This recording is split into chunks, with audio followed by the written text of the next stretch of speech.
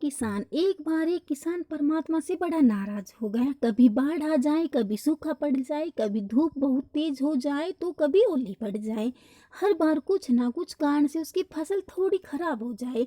एक दिन बड़ा तंग आकर उसने परमात्मा से कहा, देखे प्रभु, आप परमात्मा हैं, लेकिन लगता है आपको खेती बाड़ी की ज़्यादा जानकारी नहीं है। एक प्रार्थना है कि एक साल मुझे मौका दीजिए, जैसा मैं चाहूँ वैसा मौसम हो, फिर आप देखना मैं कैसे अन्न के भंडार भर दूंगा।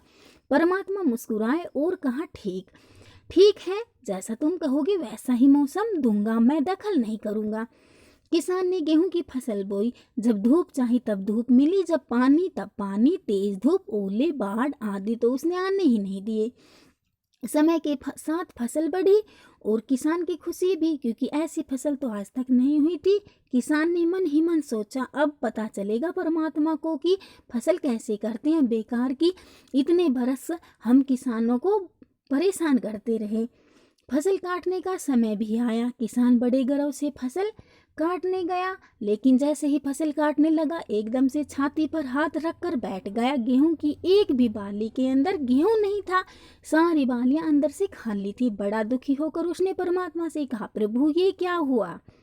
तब परमात्मा बोले, ये तो होना ही था, तुमने पौधों को संघर्ष का जरा सा भी मौका नहीं दिया। ना तेज धूप में उनको तपने दिया, ना आंधी ओलों से जूझने दिया, उनको किसी प्रकार की चुनौती का एहसास जरा भी नहीं होने दिया। इसलिए सब पौधे खोखले रह गए।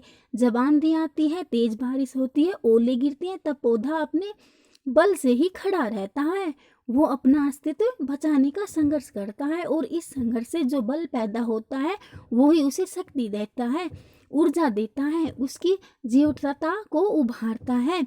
सोने को भी कुंदन बनने के लिए आग में तपने, हथौड़ी से पीटने, गलने जैसी चुनौतियों से गुजरना पड़ता है, तभी उसकी स्वर्णिम आभा उभरती है, उसे अनमोल बनाती है। उसी तरह जिंदगी में भी अगर संघर्ष ना हो, चुनौती ना हो, तो आदमी खोखला ही रह जाता है, उसके अंदर कोई गुण नहीं आ पाता। ये चुनौतियां ही हैं जो आदमी रूपी तलवार को धार देती हैं, उसे सख्त और प्रखर बनाती हैं। अगर